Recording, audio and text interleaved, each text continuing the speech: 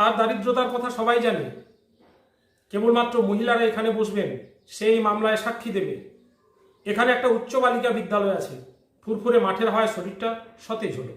এই কথাগুলো শোনার সঙ্গে সঙ্গে আমাদের কিছু মনে হলো না। আমরা অর্থটা তো বুঝে গেলাম, আসলে অর্থটা বুঝে গেলাম ঠিক কথা, কিন্তু অর্থ বুঝে গেলেও ব্যাকরণগতভাবে নানা রকমের ত্রুটি এখানে থেকে গেল। কি ধরনের ত্রুটি দেখতে হলে সম্পূর্ণ ভিডিওটা দেখতে থাকো, আর বুঝতে পারবে আমরা কি ধরনের ভুল বলি, আকছার ভুল বলি, প্রায়শই বলি, এবং কিভাবে সেগুলোকে সংশোধন করা যাবে। তার মাত্র 10টা টিপস, 10টি বিষয় যদি আমরা খেয়াল রাখি তাহলে আমরা শুদ্ধভাবে বাংলা বলতে এবং লিখতে পারবো। শুরু করি। প্রথম বিষয়, যে পদগুলো থেকে থাকে সেই পদগুলো একটা ক্রমে বসে। যেমন ইংরেজির ক্ষেত্রে তোমাকে কেউ ভুল ধরিয়ে দিল যে আই রাইস ইট হবে না, আই ইট রাইস হবে, ভার্বটা শেষে বসবে। ঠিক সেই রকম বাংলার যে নিয়মটা রয়েছে, বাংলার যে পদক্রমটা রয়েছে, সেটা হচ্ছে কর্তা কর্ম ক্রিয়া। তার জন্য বাংলাকে বলা হয় সাবজেক্ট অবজেক্ট ভার্ব বা এসওভি ল্যাঙ্গুয়েজ। ইংরেজিটা এসভিও ল্যাঙ্গুয়েজ, সেখানে সাবজেক্ট ভার্ব অবজেক্ট এই ক্রম অনুযায়ী বসে।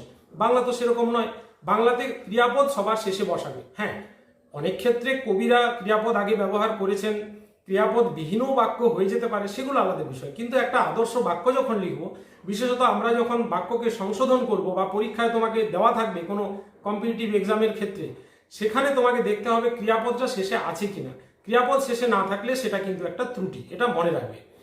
তো বাক্যগুলো গঠন করার সময় আমাদের তাহলে খেয়াল রাখতে হবে প্রথমে কর্তা, তারপর কর্ম, তারপরে ক্রিয়া, এই ক্রমটা যেন বজায় থাকে। ক্রিয়া মানে সমাপিকা ক্রিয়া। এটা হলো প্রথম বিষয়। দ্বিতীয় যে বিষয়টা সেটা হচ্ছে বানান ভুল। দেখো, ভুল বানানটাই আমরা ভুল লিখি। আমাদের এই জন্য একজন মাস্টারমশাই বলেছিলেন, ভুল বানান ভুল লিখে ভুল করো না। আসলে ভুল বানানটাই আমরা ভুল লিখি। কারো কারো খাতায় আমরা লিখে দিতে দেখেছি যে এত ভুল হওয়া বাঞ্ছনীয় নয়, সেখানে ভয় দীর্ঘ ল লেখা আছে। এটা বেশ মজার বিষয়। আসলে বানান ভুল তো লেখার সময় ধরা পড়লো, ভুল বানান দীর্ঘ বা হ্রস্ব এতে কিছু আসে যায় না, কিন্তু যখন আমরা খাতায় লিখি সেগুলো দেখি। আর কথা বলার সময় এরকম যদি আমরা ভুল বানান উচ্চারণ করি তাহলে বিষয়টা কেমন। আমরা হামেশাই বলতে শুনি এটা বড় লজ্জাস্কর ঘটনা, লজ্জাস্কর ঘটনা। আবার আমরা অনেক সময় শুনেছি তার দারিদ্রতা আমাদের বড় পীড়া দেয়, দারিদ্রতা কথাটা ব্যবহার করা হয়। এরকম অজস্র ভুল বানান অনুমতিযুক্ত অনুসারে সমান অনুমত্তানুসারে না হয়ে সেটা আমরা উচ্চারণ করি অনুমত্তানুসারে। ঊর্ধ্বে, ঊর্ধ্বে বানানটাও অনেক জায়গায় ভুল লেখা থাকে। যেমন 10 বছরের ঊর্ধ্বে পুরো ভাড়া লাগবে, সেখানে ঊর্ধ্বে বানানটা দীর্ঘ দয় ধয় রেপেকার, কিন্তু বানানটা হওয়া উচিত দীর্ঘ ধয় বয় রেপেকার। হ্যাঁ, বলার সময় ঊর্ধ্বে বানানটাতে কিছু আসে যায় না, কিন্তু লেখার সময় এটা মিস্টেক হয়ে যায়। আমরা এই ভিডিওতে আলোচনা করব বলা এবং লেখা দুটো বিষয়কেই সামনে রেখে। দুটো বিষয়ে আমাদের আলোচনার বিষয় থাকবে, সেখানে লেখা এবং বলা দুই ক্ষেত্রেই আমরা আলোচনা করব। এবার ধরো তৃতীয় যে ভুলটা আমরা করে থাকি সেটা হচ্ছে বহুবচনের দ্বিত্ব প্রয়োগ। বহুবচনের দ্বিত্ব প্রয়োগ কেমন? যেমন ধরো ইংরেজির ক্ষেত্রে 5 স্টুডেন্টস, 2 পেন্স, কিন্তু বাংলার ক্ষেত্রে এই বহুবচনের দ্বিত্ব প্রয়োগ চলে না। কেমন ভাবে দেখো, সমস্ত ছাত্রছাত্রীরা খেলার মাঠে এসো, কিংবা বড় বড় গাছগুলি ঝড়ে পড়ে গেছে, কিংবা সকল সদস্যবৃন্দকে অনুরোধ করা হয়েছে, কিংবা সব কাজগুলো করা হয়ে গেলে আমার সঙ্গে দেখা করবে। এই যে বাক্যগুলো, এই বাক্যগুলোর প্রত্যেকটার মধ্যেই বহুবচনের দ্বিত্ব প্রয়োগজনিত ভুল রয়েছে। কিভাবে? এরকম বহুবচনের দ্বিত্ব প্রয়োগ করো না। অর্থাৎ বাংলাতে একবার বহুবচন ব্যবহৃত হলে আর বহুবচন ব্যবহার করার প্রয়োজন হয় না। যেমন সমস্ত ছাত্রছাত্রীরা না বলে আমরা সমস্ত ছাত্রছাত্রী, অথবা ছাত্রছাত্রীরা খেলার মাঠে এসো।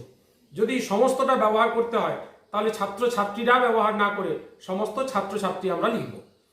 বড় বড় গাছগুলি ঝড়ে পড়ে গেছে, বড় বড় বিশেষণ দুবার ব্যবহার করে বহুবচন করা হয়ে থাকে। ধরে নাও সমস্ত সদস্যবৃন্দ উপস্থিত ছিলেন, এই ক্ষেত্রে সমস্ত ব্যবহারের যেহেতু হয়েছে তখন আর সদস্যবৃন্দের দরকার নেই, সমস্ত সদস্য উপস্থিত হয়েছেন। কিংবা সব কাজগুলো করা হয়ে গেলে, কাজগুলো বহুবচন, সেখানে আর সবটা ব্যবহারের কোনো প্রয়োজন নেই, সব কাজ হয়ে গেলে এটুকু বললেই যথেষ্ট। এটা হচ্ছে বহুবচনের দ্বিত্ব প্রয়োগ। এরকম বহুবচনের দ্বিত্ব প্রয়োগ কিন্তু একটা বাক্যের ত্রুটি নিয়ে আসে, তাই এগুলো অ্যাভয়েড করার চেষ্টা করবে। তারপর রয়েছে সাধুচলিতে মিশ্রণ, বা যেটাকে বলা হয় গুরুচণ্ডালী দোষ। গুরুচণ্ডালী দোষের মধ্যে যেমন ধরো আমি কতগুলো বাক্য তোমাদের এখানে বলে দিচ্ছি। যেমন মোদীয় বাসভবনে উপস্থিত থেকে ধন্য করিবেন, সবাই এসে কাঁদিয়া পড়ল, কোথা থেকে আসিয়াছেন, আমাদিগকে যেতে হবে, এখানে মরা দাহ করা হয়, বা এখানে সব পোড়ানো হয়, এই রকম ধরনের বাক্য আমরা ব্যবহার করে থাকি এবং শুনেও থাকি, আবার খাতায় অনেক সময় আমরা লিখেও থাকি। এই ধরনের ভুলগুলো কিন্তু বাংলায় চলে না। এগুলো কিভাবে হওয়া উচিত ছিল? মদীয় বাসভবনে উপস্থিত থেকেটা চলিত হয়ে গেল, তাহলে পুরোটা আমাদের সাধুতে লিখতে হবে, মদীয় বাসভবনে উপস্থিত থাকিয়া ধন্য করিবেন, এরকম ধরনের লেখাটা ঠিক আছে। সবাই আসিয়া কাঁদিয়া পড়িল, এটা ঠিক। কোথা থেকে আসিয়াছেন এটা না বলে আমরা কোথা হইতে আসিয়াছেন এরকম ভাবে বলা দরকার। আমাদিগকে যেতে হবে, এটা আমাদেরকে যেতে হবে, আমাদিগকে যেতে হবে, আমাদেরকে যেতে হবে, হয় আমাদেরকে যেতে হবে লেখো, অথবা আমাদিগকে যাইতে হইবে, হয় সাধুতে নয় চলিতে। সাধু চলিত দুটোর মিশ্রণ কোনোভাবেই চলবে না। তারপরে এখানে মরা দাহ করা হয়, বাক্যটা ভুল। দাহ শব্দটা সাধু প্রয়োগ, তাই সব দাহ করা হয়, অথবা মরা যদি ব্যবহার করতে হয় তাহলে লিখতে হবে মরা পোড়ানো হয়। সব পোড়ানো হয় বা মরা দাহ করা হয়, এই দুটোই কিন্তু ভুল। এবার কালগত একটা ভুল হয়, এটা খুব কম মানুষের হয়, আমরা সবাই জানি। আগামীকাল, গতকাল, এই বিষয়গুলো খুব একটা আমাদের সচরাচর ভুল হয় না, কিন্তু অনেকেই ভুল করেন। যেমন ধরো, আগামীকাল গিয়েছিলাম, কথার বলার সঙ্গে সঙ্গে হয়তো আমরা খেয়াল করি না, আমরা বুঝে যাই যে তিনি গতকাল বলতে চাইছেন, কিন্তু লেখার সময় এটা যদি কোনো সময় লেখা হয়ে যায় তাহলে তো অর্থটা পাল্টে গেল বা অর্থটা ঠিক বোঝা গেল না। কাজেই গতকালের সঙ্গে গিয়েছিলাম অতীতকালের রূপ, আর আগামীকালের সঙ্গে যাব ভবিষ্যৎকালের রূপ, এরকম ব্যবহার করাটা উচিত। এবার যেটা রয়েছে সেটা হচ্ছে পদ সংস্থানগত ত্রুটি। পদ সংস্থান মানে হচ্ছে বাক্যের যতগুলো পদ বসে সেই পদগুলো একটা নির্দিষ্ট নিয়মে বসে। যেমন প্রথমে বিশেষ্য যদি বসে বা কর্তা যদি বসে, কর্তাকে তাকে বিশেষিত করার জন্য যদি কোনো পদ থাকে সেটা কর্তার আগে বসিয়ে দিতে হয়, তারপর কর্ম, তারপর ক্রিয়া। মাঝে কোনো পদকে যদি বিশেষিত করতে হয় তাহলে বিশেষণ পদটা অবশ্যই ওই পদটির আগে স্থান দিতে হবে। ক্রিয়ার বিশেষণ যদি হয় তাহলে ক্রিয়াপদের ঠিক আগেটায় বসাতে হবে। কোনো বিশেষ্যের যদি বিশেষণ হয় তাহলে বিশেষ্য পদটি ঠিক আগেটায় বসাতে হবে। যেমন ধরো, আমরা অনেক সময় বলি যে এখানে খাঁটি গরুর দুধ পাওয়া যায়। গরুটা তো খাঁটি নয়, দুধটা খাঁটি, তাই খাঁটি শব্দটা দুধের আগে বসিয়ে বাক্যটা এইভাবে করা উচিত, এখানে গরুর খাঁটি দুধ পাওয়া যায়। কিংবা ধরো, যদুবাবুদের পাকা পাকা গাছের আম খুব মিষ্টি। যদুবাবুদের পাকা পাকা গাছের আম, পাকা পাকা গাছ নয়, গাছের পাকা পাকা আম, পাকা পাকাটা আমের বিশেষণ, তাই আমের ঠিক আগেটায় বসাতে হবে। ফুরফুরে মাঠের হাওয়া শরীরকে সতেজ রাখে। ফুরফুরে মাঠটা ফুরফুরে নয়, হাওয়াটা ফুরফুরে, তাই আমাদের বলা উচিত ছিল মাঠের ফুরফুরে হাওয়া শরীরকে সতেজ রাখে। আবার ধরো, এখানে একটি উচ্চ বালিকা বিদ্যালয় রয়েছে। উচ্চ বালিকা বিদ্যালয়, বালিকা উচ্চ নয়, বিদ্যালয়টা উচ্চ, তাই বলা উচিত ছিল বালিকা উচ্চ বিদ্যালয়। এখানে একটি বালিকা উচ্চ বিদ্যালয় রয়েছে। এইভাবে বাক্যটি বলা বিধেয়, নইলে ত্রুটি থেকেই যায়। তারপরে তাড়াতাড়ি খাবার খেয়ে নাও। তাড়াতাড়ি খাবার খেয়ে নাও, খাবারটা তাড়াতাড়ি নয়, খেয়ে নেওয়াটা তাড়াতাড়ি, তাই তাড়াতাড়িটা যেহেতু খেয়ে নেওয়ার বিশেষণ, তাই বাক্যটা আমাদের বলা উচিত ছিল খাবার তাড়াতাড়ি খেয়ে নাও। এগুলো যদিও অর্থের কোনো সমস্যা ঘটায় না বা আমাদের বোঝার কোনো সমস্যা হয় না, কিন্তু কোনো কম্পিটিটিভ এক্সামের সময় এই ধরনের ভুলগুলোকে যদি কারেকশন করতে দেয় তাহলে কিভাবে কারেকশন করবে সেই 10টা পয়েন্ট আমরা আলোচনা করব। 7 নম্বর বিষয় রয়েছে পদান্তর এবং লিঙ্গান্তর জনিত একটা ত্রুটি থেকে যায়। যেমন নিরপরাধী ব্যক্তি কখনো ভয় পায় না। নিরপরাধী ব্যক্তি, নিরপরাধী নয়, নিরপরাধী বিশেষণ নয়, নিরপরাধী হচ্ছে বিশেষ্য পদ, তাহলে এটা আমাদের করা উচিত ছিল নিরপরাধ ব্যক্তি। নিরপরাধী মানে যার অপরাধ নেই সেই লোকটাকে বোঝাবে, তাহলে ব্যক্তির আগে ওটা কোনোভাবেই বসানো যাবে না, নিরপরাধ ব্যক্তি এইভাবে বলা উচিত।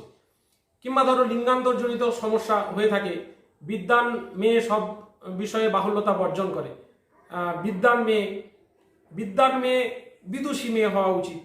বিদ্বানটা যেহেতু পুরুষবাচক শব্দ, মেয়ের আগে বিদ্বান না বসিয়ে বিদুষী বসানো উচিত। বিদুষী মেয়েরা বাহুল্যতা না করে বাহুল্য বর্জন করে, তা যোগ করার এখানে প্রয়োজন নেই। কিংবা সে এই মামলায় সাক্ষী দেবে। সাক্ষীটা হচ্ছে যে লোকটি, ব্যক্তিটি, আর সেই ব্যক্তির কাজটাকে বলা হয় সাক্ষ্য। তাই সে এই মামলায় সাক্ষ্য দেবে, এটা ঠিক। সাক্ষী দেবে এই কথাটা ভুল প্রয়োগ। তোমার সাথে একটা গোপন কথা আছে, গোপন কথা, গোপনটা বিশেষ্য পদ, তাই এটা কি হওয়া উচিত ছিল? হ্যাঁ, গোপনীয় কথা আছে। গোপনটাকে পদান্তর করে নিয়ে গোপনীয় করতে হবে এবং লিখবার সময় লিখতে হবে তোমার সঙ্গে একটা গোপনীয় কথা আছে। তারপরে আজ তার কনিষ্ঠ কন্যার বিবাহ। কন্যা স্ত্রীবাচক শব্দ, তাই কনিষ্ঠ শব্দটি যেহেতু পুরুষবাচক, এই পদটি ব্যবহারের জন্য বাক্যটি ত্রুটিযুক্ত হলো। এটাকে করা দরকার কনিষ্ঠা কন্যার বিবাহ।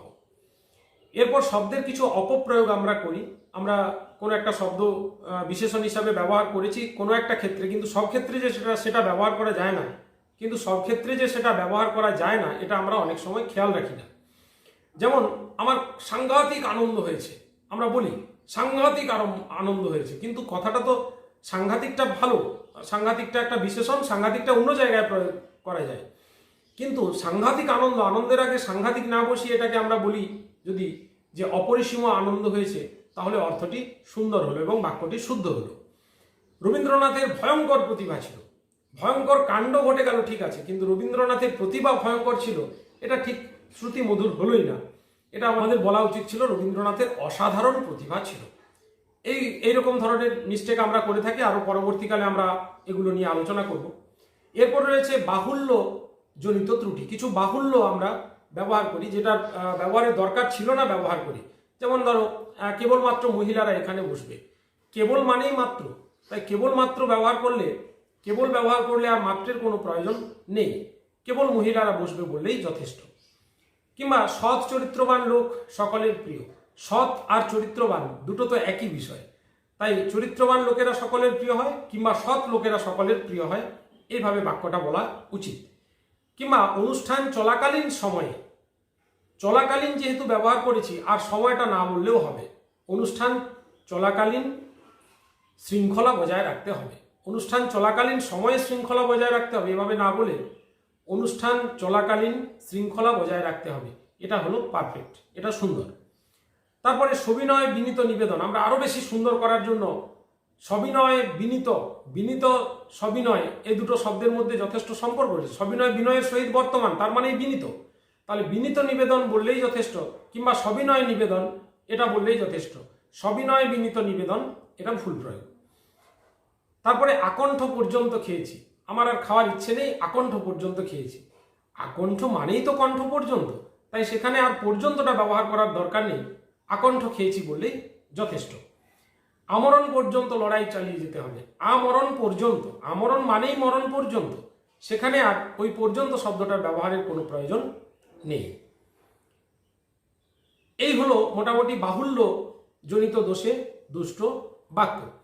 এছাড়াও পদ গঠনের সময় যখন খাতায় লিখবে, এগুলো তো শোনার সময় হলো, লেখার সময়ও হলো, কিন্তু কিছু কিছু ক্ষেত্রে লেখার জন্য, কিছু বাক্য শুদ্ধভাবে লেখার জন্য, যেটা বিশেষত ছাত্রছাত্রীদের বেশি প্রয়োজন, যারা স্কুল কলেজে পড়ছো তাদের জন্য বেশি প্রয়োজন, সেটা হচ্ছে একটা বাক্য লেখার সময় আমরা দুটো জিনিসকে গুরুত্ব দিই না, বা যেমন বুঝি সেরকমই লিখি, এরকম একটা বিষয় থাকে। সেটা হচ্ছে এক, ছেদ জ্যোতি চিহ্নের ঠিক ঠিক ব্যবহার না করা। ছেদ জ্যোতি চিহ্নের ঠিক ঠিক ব্যবহার না করলে অর্থ পাল্টে যেতে পারে। আমি একটা উদাহরণ দিয়ে দেখাবো। ছেদ জ্যোতি চিহ্নের আবার ভিডিও আছে, দেখে নিতে পারো। আর আরেকটা বিষয় রয়েছে, সেটা হচ্ছে কতটা একসঙ্গে লিখবো, মানে কতটা শব্দ একসঙ্গে লিখবো, এইটা নিয়ে আশা করি সবারই একটা অস্বস্তি বোধ হয়। আমি ছোট্ট একটা টিপস বলবো তোমাদের, দেখো তোমাদের খুব কাজে লাগবে। প্রথম বিষয় হচ্ছে শব্দাংশগুলোকে সবসময় একটা শব্দের সঙ্গে জুড়ে লিখবে। শব্দাংশ কোনগুলো? যেমন ধরো উপসর্গ, উপসর্গ যেগুলো প্রিফিক্স, সেগুলো বাংলা শব্দের সঙ্গে জুড়ে যায়। প্রপরা, উপসম, নিয়ম, অনুনির ইত্যাদি যে উপসর্গগুলো রয়েছে, সেই উপসর্গগুলো কিন্তু শব্দের সঙ্গে জুড়ে লিখতে হয়। আর লিখতে হয় শব্দের শেষে যে নির্দেশকগুলো আমরা ব্যবহার করি এবং বিভক্তিগুলো, যেমন ধরো টি, টা, খানা, খানি, গুলো, গুলি, বৃন্দ, গণ, সমূহ, এই সমস্ত যে একবচন এবং বহুবচন নির্দেশ করার যে বর্ণ বা বর্ণ সমষ্টিগুলো, সেগুলো কিন্তু একটা শব্দের সঙ্গে লিখতে হবে। যেমন যদি আমরা লিখি শিক্ষক বৃন্দ উপস্থিত ছিলেন, এটা ভুল হয়ে গেল। কারণ বৃন্দটা শিক্ষকের সঙ্গে বসাতে হবে, এগুলো শব্দাংশ এগুলো আলাদাভাবে বসবে না, এগুলো একসঙ্গে বসিয়ে দিতে হবে, মানে শিক্ষক বৃন্দ এভাবে একসঙ্গে লিখতে হবে। তারপরে ধরো যেগুলো অনুসর্গ সেগুলো আলাদা লিখতে হবে। অনুসর্গ স্বাধীন পদ, যেমন কলকাতা হইতে, এই হইতেটা কলকাতার সঙ্গে জুড়ার প্রয়োজন নেই, হইতে আলাদাভাবেই বসবে। কিংবা সেখান থেকে, থেকেটা আলাদাভাবে বসাবে। হইতে, থেকে, দ্বারা, দিয়া, জন্য, নিমিত্ত, উদ্দেশ্য ইত্যাদি যে অনুসর্গগুলো রয়েছে সেগুলো সবসময় আলাদাভাবে লিখতে হবে। এরপর রয়েছে সমাসবদ্ধ বিষয়। সমাসবদ্ধ পদগুলোকে আমরা অনেক সময় কাটা কাটা লিখি, যেমন মাস্টার মশাই, মাস্টার লিখে একটু মাত্রাটা ছেড়ে দিয়ে মশাই লিখি, এটা ভুল। মাস্টার মশাই একটা পদ গঠন করেছে, এটা সমাসবদ্ধ হয়েছে, তাই মাস্টার মশাই একসঙ্গে লিখতে হবে। ডাক্তারবাবু একসঙ্গে লিখতে হবে। কুসুম কোমল একসঙ্গে লিখতে হবে, কারণ কুসুম কোমল কুসুমের মতো কোমল, তারপরে সেটা সমাসবদ্ধ হয়ে কুসুম কোমল। হ্যাঁ, দেখতে বড় হয়ে যাচ্ছে, তখন আমাদের মনে হতে পারে এত বড় শব্দ, এত বড় পদ কিভাবে লিখবো। এত ভাবার কিছু নেই, যেটা সমাসবদ্ধ হবে সেটা লিখতে হবে। যেমন ধরো পিতামাতা, পিতামাতা একসঙ্গে লিখতে হবে। হ্যাঁ, আর একটা কৌশল করতে পারো, যেখানে সমাসবদ্ধ হয়েছে একসঙ্গে লিখতে কেমন মনে হচ্ছে, সেখানে একটু হাইফেন ছোট্ট একটা দিতে পারো, সেটা আমরা ছেদ জ্যোতি চিহ্নে আবার পরবর্তীকালে আলোচনা করে নেব ডিটেলসে। এইরকম ধরনের যে সমাসবদ্ধ পদগুলো হয়, সেই সমাসবদ্ধ পদগুলো কোনো সময়ের জন্য আলাদা লেখা যায় না, একটা মাত্রার মধ্যে এগুলোকে লিখতে হবে।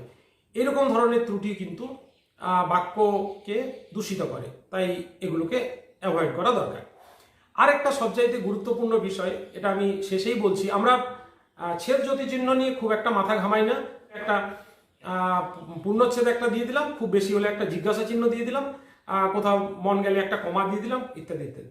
কিন্তু এগুলোর ব্যবহার ঠিকভাবে শিখতে হবে। ছেদ এবং জ্যোতি চিহ্নের ওপরে আমরা আলোচনা করব পরবর্তীকালে। আবার আমি তোমাদের প্রথমেই বললাম যে এখানে যে কটা পয়েন্ট আমরা আলোচনা করছি, এগুলো আবার ডিটেলস আলোচনা করার প্রয়োজন আছে। সেই জন্য আমরা আবার এই একটা ভিডিওর মধ্যে এত বিষয় দিলে অনেক বড় হয়ে যাবে, সেই জন্য আমি এখানে মূল বিষয়গুলো তুলে ধরলাম। আর ছেদ জ্যোতি চিহ্ন যদি আমরা ভুল করি, যেমন ধরো তুমি একটা বাক্য লিখেছো যে রাম বনে গেলেন, না গেলে তার পিতৃসত্য পালিত হতো না। এখানে তুমি কোথাও কমা পূর্ণচ্ছেদ কিছু দিলে না। এখন মুশকিল হচ্ছে যে আমি কত দূর পড়বো, যে রাম বনে গেলেন না, গেলে তার পিতৃসত্য পালিত হতো না, পুরোপুরি অর্থটা পাল্টে যাচ্ছে। কাজেই অর্থগুলো পাল্টানো চলবে না, অর্থগুলো যাতে স্পষ্ট সুন্দর থাকে, সেই জন্য তোমাকে ঠিক কোন জায়গায়, যদি এটা লিখতাম রাম বনে গেলেন, কমা দিলাম, না গেলে তার পিতৃসত্য পালিত হতো না, অর্থটি সুন্দর হলো। কিংবা ধরো এখানে সাইকেল রাখবে না, রাখলে জরিমানা দিতে হবে।